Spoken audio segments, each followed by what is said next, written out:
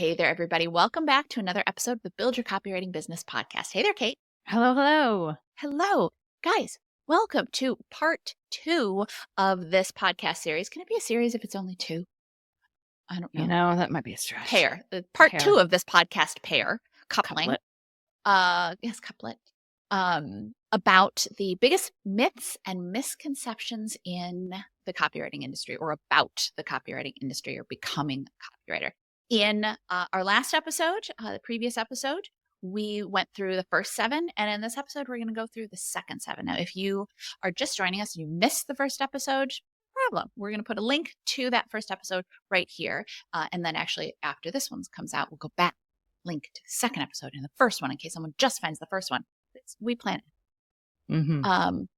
But today we're going to go in, we're going to get through the second half of them, and then you'll have it. You'll have all 14 myths and misconceptions. And should this come up in casual conversation, you will be ready to bust those myths with data behind you, or at least our personal knowledge. That's right. And as we said on the first one, if you we're going to try to roll through these on a relatively motoring through basis. So if you have additional questions, concerns, thoughts, follow-up questions on what we're talking about, please lavish praise or that. Yes, if you want to lavish praise on us, we do accept that. That's the internet isn't often full of that, but if you have that. If you have questions, please ask on whatever platform of your choice, whether it's Instagram, YouTube. Leave a review on the podcast with your questions. We read all of them, and we will do our best to follow up with all of them. We do, indeed. Mm-hmm. Okay, let's dig in. We covered myths 1 through 7, so we've got 8 through 14 ready to go. Okay, let's do number 8. The myth is that you have to be a full-time copywriter, that if you are getting into a new career and that new career is copywriting, that you have to do this full-time, whether that's full-time as a freelancer or full-time you get a job in an ad agency or a marketing agency, or you get a job at an in-house creative agency. You have to do it full-time. And that is a myth. Turns out it's a myth. Yeah. It wouldn't be on this list, would it be, if it was the truth? I think this comes from, there are careers obviously out in the world where you probably have to be full-time. I'm trying to think of an example. Like, well, I was going to say teachers, but no, substitute teachers. Yeah, exactly. So just like any career, you can make it what you want. And so certainly there are full-time copywriting jobs where a company is going to want and expect a full-time copywriter. If you don't want to write full-time, then those aren't the jobs you look at. You can look at, there are certainly part-time jobs, whether in an ad agency, as a contractor, part-time work, but certainly as a freelancer, there's plenty of opportunities for you to decide how much and when you work, which is the beauty of freelancing. So if speaking of teachers, we have plenty of teachers that this is what they do during breaks or during their summer break, or frankly, a lot of them transition out of teaching completely. But if that's not you and you just want it as making a little extra cash on the side, that's certainly what many, many people do with copywriting. Whether it's, I want to go and take another vacation this year and I'm going to fund it with my copywriting money. Great. You can dial up your pitching and reach out to clients and land projects for a specific time period that works for you, or, dial it down on the other hand when you don't want to be working. Mm-hmm. Yeah, I have always freelanced. Even when I've had a full-time copywriting job, I will still freelance on nights and weekends, not every night, not every weekend, certainly, but take additional work. Number one, because I really like having a nice income. Or I should say even nicer than the full-time job. But I also, it keeps me fresh. When you're working for the same company or the same client, day in and day out, it can be a little less than fresh, right? But working with a different client and doing different projects, it kind of helps me think creatively, and then both clients benefit from that.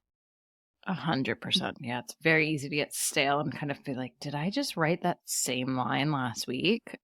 And I think as soon as you shake it up with a new client, you come with fresh ideas to your other clients, and it's a wonderful thing.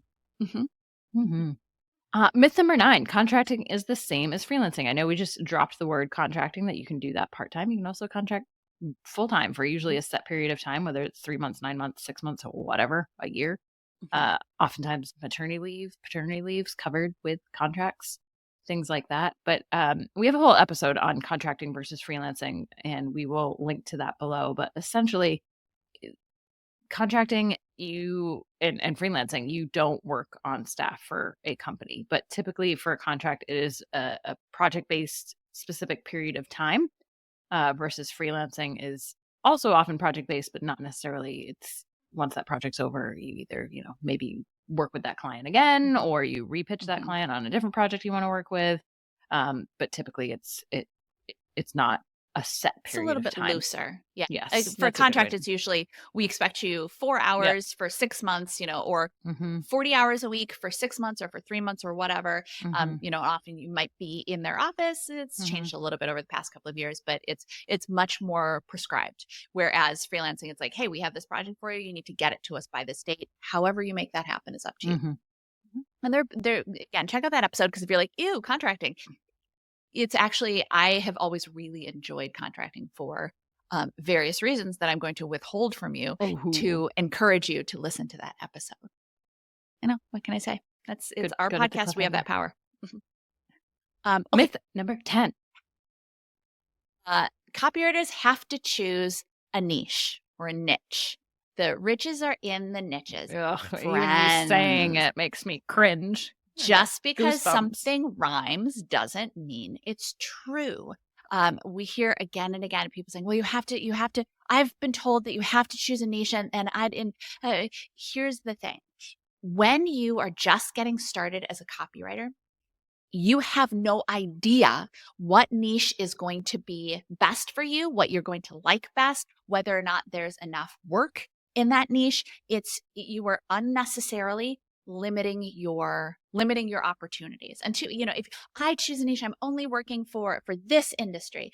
Okay, what if it turns out you get into that industry and you're like, oh, actually kind of it's boring to just do work for this industry, or you discover you don't like working in that industry. Well, here's what you've done. When you choose a niche, then you've created a portfolio site that is geared toward that niche. So if someone from a creative director from a different industry comes to your website, they're going to go, oh, I guess this person doesn't work with people like me. So they're not even going to reach out to you. You are constricting your opportunities when you absolutely don't have to. Now, a couple of years down the line, if you're like, oh, I want to specialize in this type of copy, or I want to specialize in this kind of industry, great. But you also don't even ever have to do that. Neither Kate nor I have ever chosen a niche, or sometimes we'll pursue interest. Oh, I liked working with that kind of company. I'm gonna pitch a couple more of those kinds of companies, or oh, that was interesting. And you absolutely can do that. You can say, oh, I think I want to land some clients in this kind of industry. Great. But you don't have to declare now that that's the only industry that you work for. Mhm. Yeah, I think of your niche as copywriting. Like, you're a copywriter Yeah. versus a copywriter and a designer and a developer. You're not an all-in-one agency because that would be absurd. That's a bajillion different careers into one, and most people aren't equally good at all of those things professionally, or trained in all of those things, or have the Mhm. time to get the training in all of those things to do it well and charge for those services appropriately. And so think of yourself as a copywriter first and foremost. That's your niche.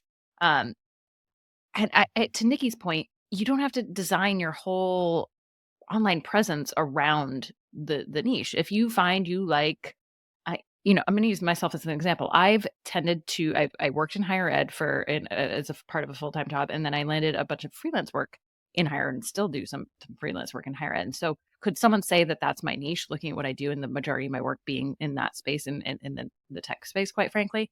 Yes, but my whole portfolio site isn't geared to higher education institutions. And so if there's something that you like, then you can certainly, to Nikki's point, focus your pitching on that niche, if you will, without pigeonholing yourself and your portfolio into having clients come there and be like, oh, they only work with these types of clients, or they only write emails, because you're going to have the vast majority of clients want to work with a copywriter that can work on multiple different projects. They don't want someone who can just write email and then, oh, now we have to find someone else to write all of the other pieces of copy that we want. And I think there's this misconception that you need to specialize and you need to be an expert in whatever it is that you're doing. But as a copywriter, if you're a trained copywriter, you should be able to write copy for any industry, any tone. That's what being a copywriter is, being able to write in the tone of voice of your client, being able to write for whatever the project is. Now, of course, some certain projects you might like more or less, and choose again to kind of go a certain direction and craft your career around that. But there's no need to put a stake in the ground and declare that. And I think if you work with one tech company, just because you didn't like working with that one tech company doesn't mean you're going to hate working with every other tech company. A lot is very, very individual basis of who Same are the thing if you people like you're it, working right? with. Yeah. Right. Who are the people? What's the topic? And there's so many different topics within one industry. So to declare a whole industry bad just feels a little now if you work with 3 4 and you're still like, oh, I really don't like any of the stuff I've done in this industry, okay, maybe it's not your cup of tea. But I would just be very careful when you're starting out to take one experience as indicative of an entire industry or field or type of copy, Mhm. because maybe you didn't like writing one sales page, but maybe another sales page would be different, again, because of the people you work with, because of how you get feedback, how you take some time to really pinpoint what it is about a specific project that you liked and you didn't like, because you might find within there some clues to what actually is influencing what you enjoy working on, what you don't enjoy working on, to better serve you for future projects. Yeah. Well, and I will say too, on the client side, as someone who hires copywriters, and also when I have previous to this company, when I've been on staff and hiring copywriters on the client side and the boss side, I don't want someone who only has experience in one industry, Mhm. because all they're in then is that echo chamber of that industry. I want someone who has experience in couple of different industries, is learning different things from other industries that they can bring into this work. I want someone who is out in the world doing all kinds of different projects and doing all kinds of different things, because they are a better and more experienced copywriter. If someone comes in and says, "Oh, I've only ever done work in this industry," that's a concern for me. And if you're hearing that and going, "Oh gosh, I only ever have had work in that industry," that's okay. But then pick up some freelance clients. Or do some spec Expand ads. exactly, do some spec ads. Show your Expand your we always say to our students, as you're building out your portfolios, you want to demonstrate breadth and width of experience. Let people know that you can write in different kinds of brand voices and for different kinds of projects and for different kinds of industries. Number one, it's going to help you land more clients. But number two, it's going to be more fun for you, frankly, as a copywriter, to do all kinds of different work for all kinds of different clients. But it also makes you a better writer, and the things that you learn in one industry you can bring into another industry, and that's going to make you more valuable too as a copywriting partner.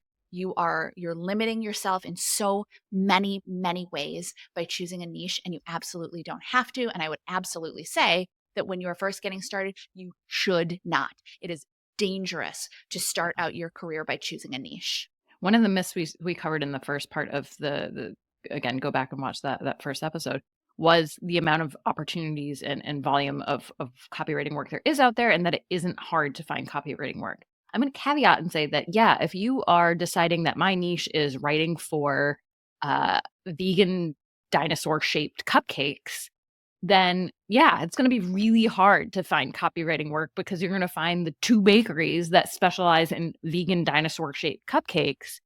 And then you're going to have built your whole copywriting presence on this. And there's not enough. And sure, if there's vegan dinosaur cupcake shops looking for someone, they might be like, oh, look at this person. But at the same time, Or they I don't might know be why I like, chose "Oh, that. you've written for my competition, so I'm not going to hire you." Exactly. And I think I've seen that. And I know that's an exaggeration, an exaggerated example, but I've seen copywriters pigeonhole themselves into corners where they're just so specialized that, and then they're like, wait, but there's no opportunity, there's no work. Yeah, because you've chosen something that is way it doesn't have enough opportunity. There's so Mhm. much opportunity in copywriting broadly. There is not enough opportunity in something that is so, that Yeah, has and two or three businesses related to it. And it's I understand the idea, but you'd hire a plumber for any plumbing needs. You're not going to look for, I only want a plumber who specializes in toilets. Powder rooms. Yeah. I need a different plumber for my kitchen sink versus my bathroom sink. That's not it, that just we have episodes on this. We will link to. I know we could go on, but it's just, and I know too, sometimes we think, well, I'm passionate about this, so that's the industry I want. I'm passionate about fashion, so I write for that industry. I'm passionate about sports. I'm passionate about travel. I'm passionate about that's great.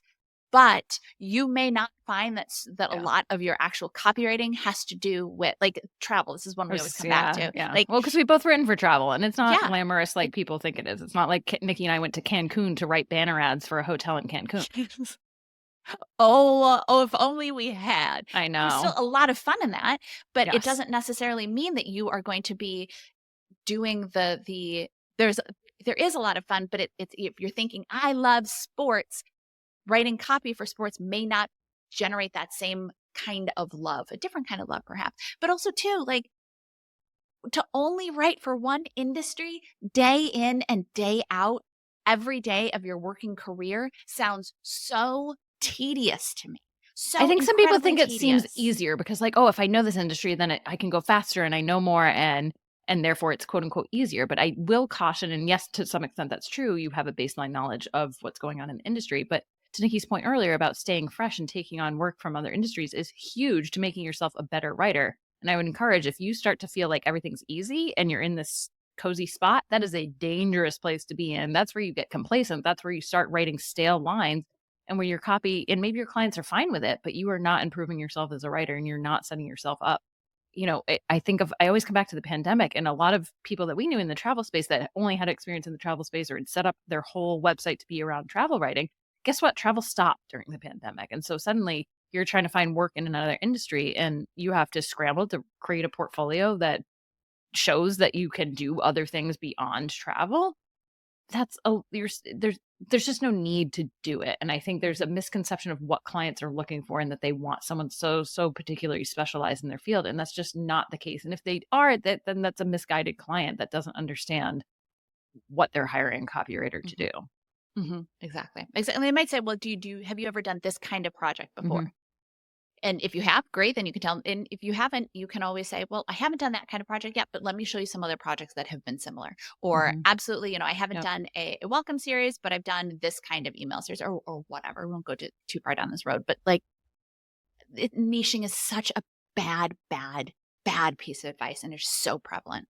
Yeah, it keeps happening. Yes. Myth number 11. You can't make money as a copywriter. Yes. Guess what? We wouldn't be here if you couldn't make money as a copywriter. And there wouldn't be ad agencies. There wouldn't be marketing agencies. There'd be tons of jobs on LinkedIn about, and we'll link to this episode too. We did a whole episode of going through job postings, and CCA students know, I think, when you look at job postings and the amount of experience that they look for, we kind of broke that down of why that's ridiculous. And yes, a lot of the job postings, you need a portfolio. Guess what? If you're in the CCA, you know that you need a portfolio and you create one.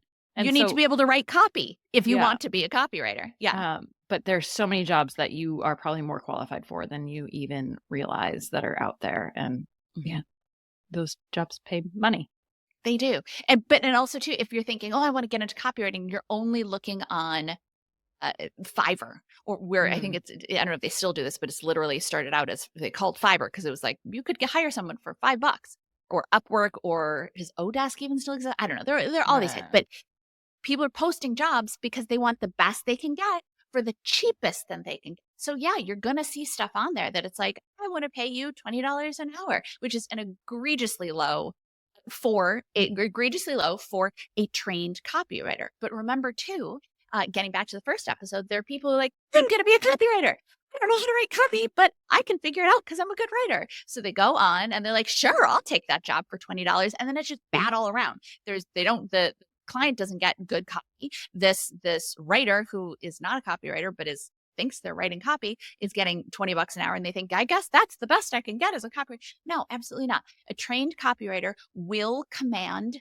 high rates because they are skilled and they have experience and they partner with their clients. They have a lot to offer and they can directly benefit their company. So yes, you will see companies that want to pay peanuts for a copywriter, or that also want someone who does copy and design and SEO and developing Development. and all exactly all that kind of stuff. Of course, you'll see that because job descriptions are wish lists, right? And there are some companies that think like, wow, maybe we can get someone who does all of those things. Yeah, you're going to get someone who does all of those things badly. Yeah.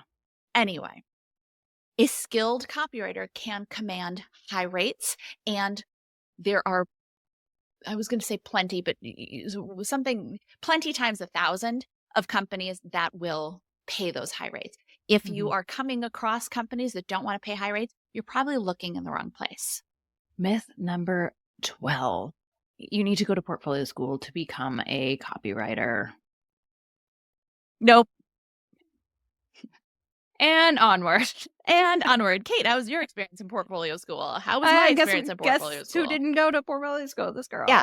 Yeah. And quite frankly, you don't need to go to college either to become a copywriter. Now, is college helpful? And if you've gone, great. And I don't want to discount. I went to college. Nicki went to college. We got bachelor's degrees. Hooray. We support education. Education is wonderful. Education is also really, really expensive. And so are portfolio schools. Portfolio schools can cost upwards of $30,000, $40,000, just like college, quite frankly. Yeah. And so, sure, can you go that route and then land work as a copywriter? Absolutely. That is an option. But many of us don't have an extra $30,000, $40,000 hanging around. And an extra 2 or 3 years to go to stop working and go through something. They are a great option. If you have an extra $40,000 and an extra 2 or 3 years to go, then great, do it. But most people who are transitioning into a new career don't have that time. And the good news is we got bills to pay. You don't need to. You can if you want to, but you don't need to. Everything that you learn in portfolio school, you can learn outside of a portfolio school in an excellently put together training program, just hypothetically.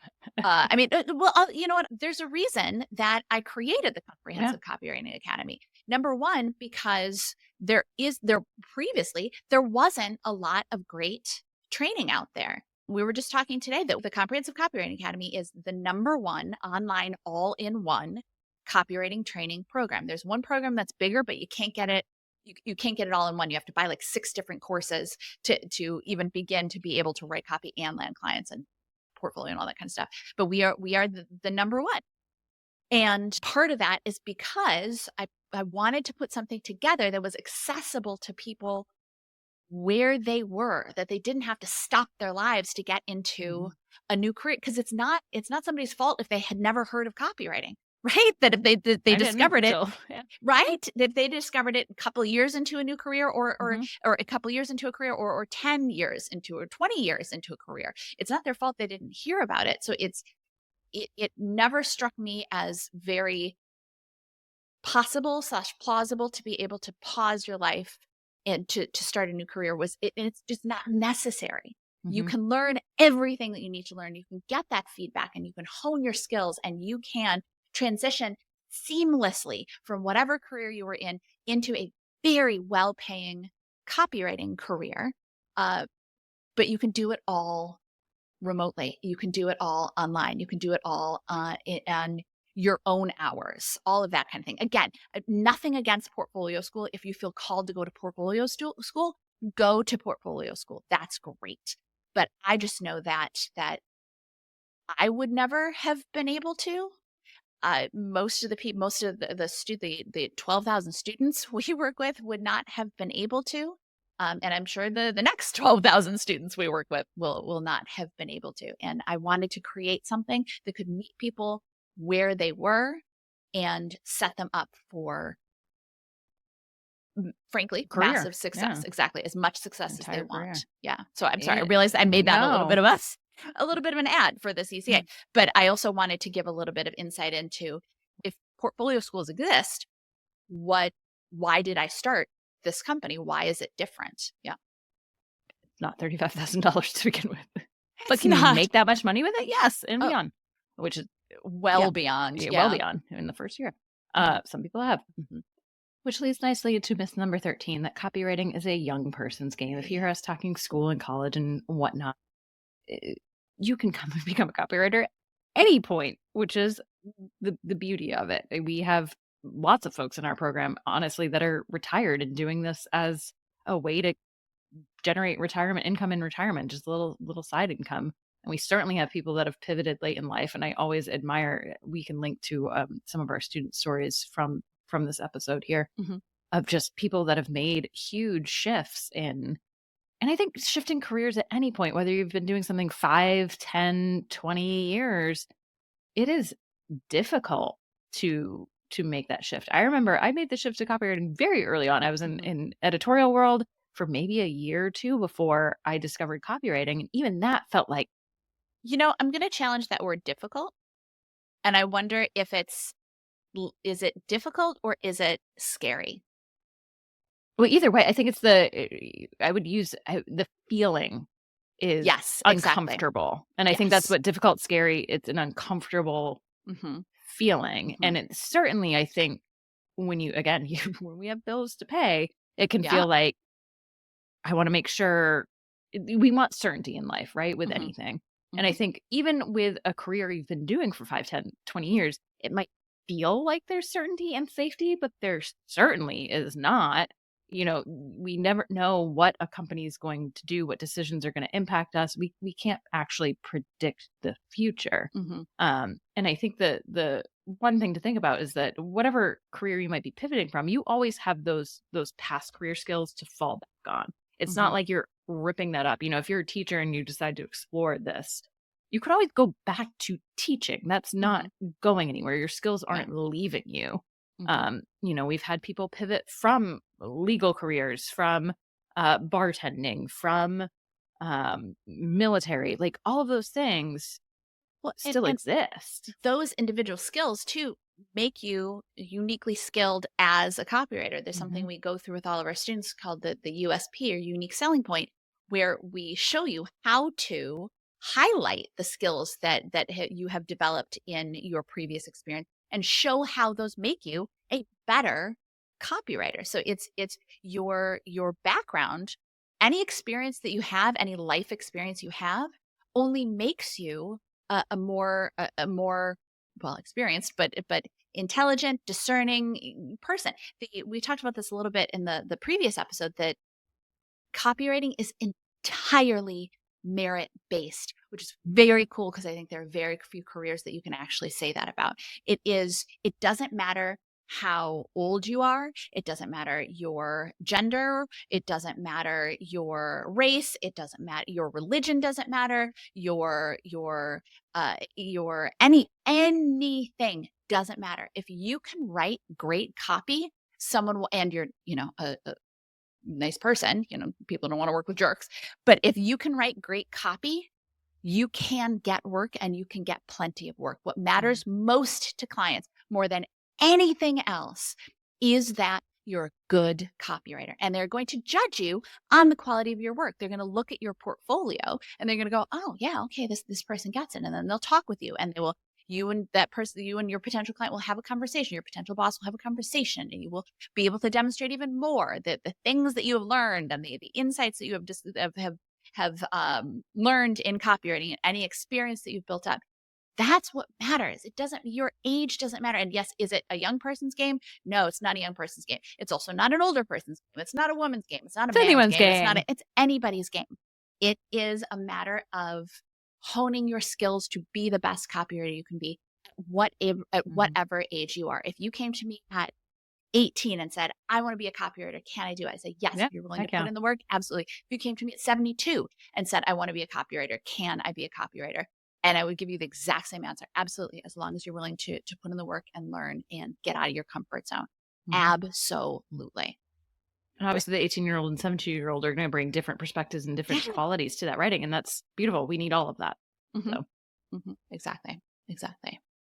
and our last myth, which I'm going to say this one, but I'm going to add to it. I think Yes. all the money is in online sales letter writing. Huge myth, but I also think with this myth goes the assumption that a lot of people make when it comes to anything with writing projects, that there's a specific industry or there's a specific type of copywriting that makes the most money. Mhm.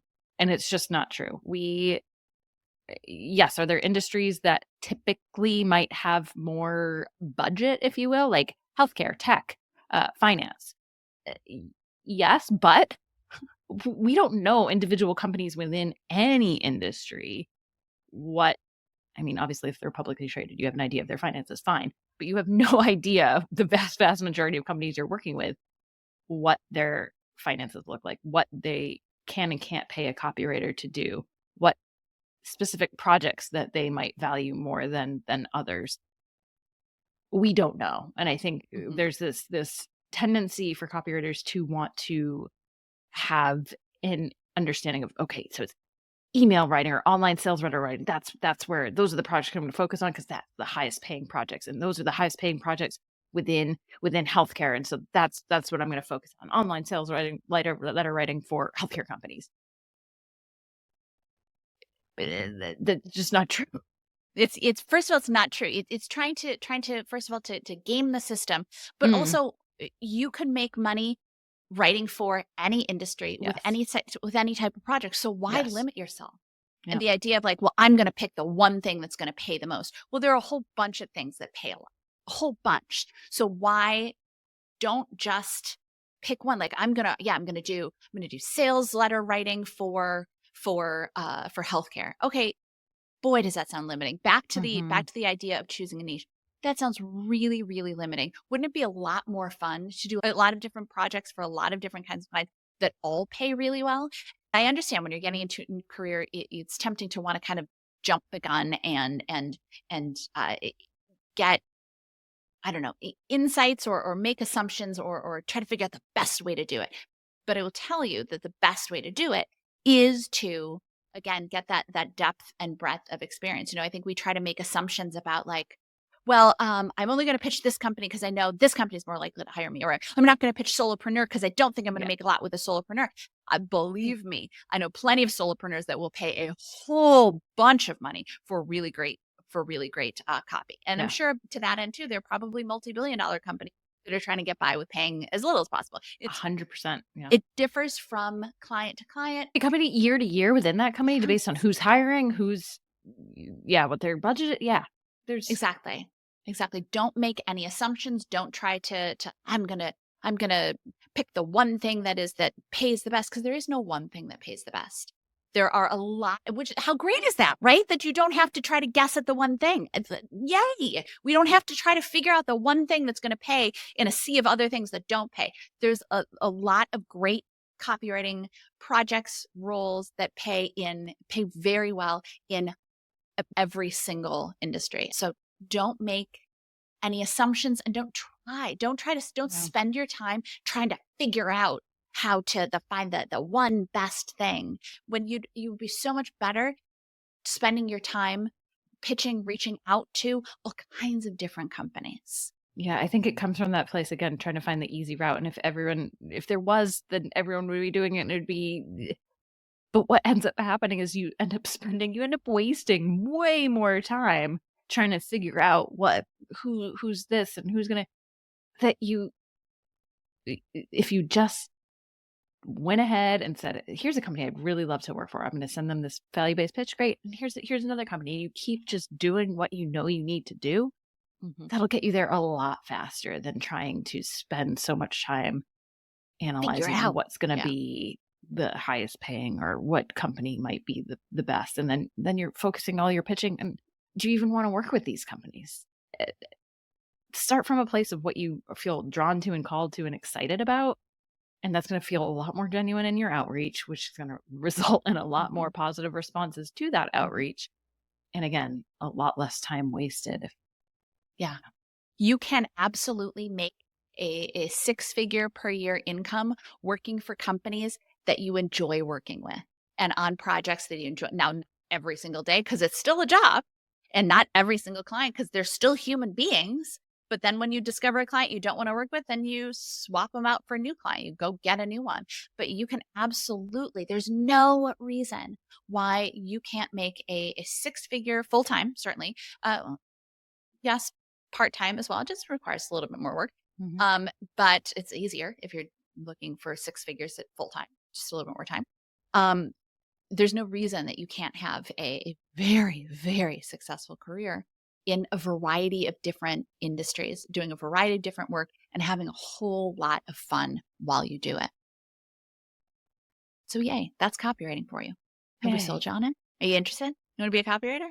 I recommend. I mean, there's a reason that I've been doing this for 20 years. Kate, you've been doing this for 15. It's a fun industry. And I think one of the things that gets me frustrated is there are these myths out there. There is so much bad advice floating around out there. And, part of what we put out blog posts, we put out podcast episodes, we put out all kinds of, we do events and all that kind of stuff, but we will keep doing that because unfortunately these pieces of advice are still, these myths and these mistakes are still out there. So if you know anyone who believes in any of these myths, now you can set them straight or send them to this episode or the previous episode if you want to. But copywriting is a great career. Yeah. It's information we wish we had when we were starting out because it would have made us a lot less, it's so easy to dwell on the negative and dwell on the but what what ifs. ifs. Exactly. And obviously both of us, we're human. I experience what if I go into the editorial department's office and I say, I want to move to the marketing team. And what if this ends up being a bad choice? And I don't like it. And I want to, and it's easy to spiral. And so the more we can prevent ourselves from doing that, I think helps just make the whole process fun, And then obviously we learn as we go through, oh yeah, okay, that wasn't so bad. And this is actually a great career. And oh yeah, everything Nicki said was true. Oh yeah, duh.